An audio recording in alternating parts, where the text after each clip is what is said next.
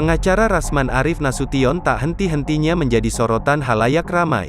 Yang terbaru, mantan pengacara dari Iklim Hakim itu disorot soal kasus pelecehan. Kasus ini mendadak muncul setelah mantan asisten pribadi Rasman yakni Claudia Senduk mengungkap borok sang pengacara. Dalam pengakuannya, tindakan pelecehan yang dialami Claudia terjadi setelah 1 hari kerja sebagai asisten pribadi Rasman. Setelah sempat bungkam, Rasman akhirnya menanggapi pengakuan Claudia soal pelecehan tersebut. Dilansir tribunstyle.com melalui Instagram @rasmannasution pada Kamis, tanggal 28 Juli tahun 2022, Rasman Nasution menyebut tuduhan Claudia tanpa bukti.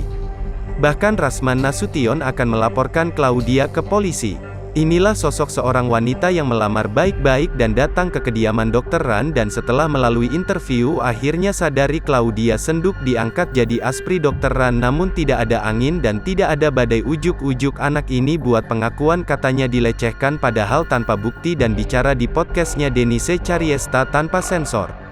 Karena itu untuk saudari Claudia sudah diambil tindakan hukum dan bukti-bukti chat juga ada di Dr. Ran dan begitu juga bukti bahwa sepulang dari Medan saudari Claudia masih bekerja sebagai aspri, tulis Rasman Arif Nasution dikutip tribunstyle.com, Kamis, tanggal 28 Juli tahun 2022.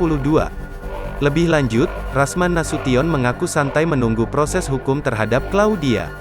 Bagi Dr. Ran apapun fitnahan orang itu sepanjang itu tidak benar maka Dr. Ran tetap santai dan tinggal tunggu proses hukum karena sudah dilaporkan oleh Dr. Ran, kata Rasman. Meski telah melaporkan, Rasman Nasution mengaku kasihan dengan Claudia.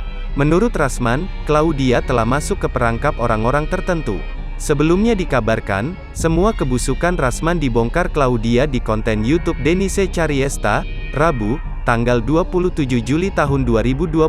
Dalam kesempatan itu, Claudia mantan aspri dari Rasman mengungkap perlakuan dari bosnya tersebut hingga membuatnya tak nyaman saat bekerja.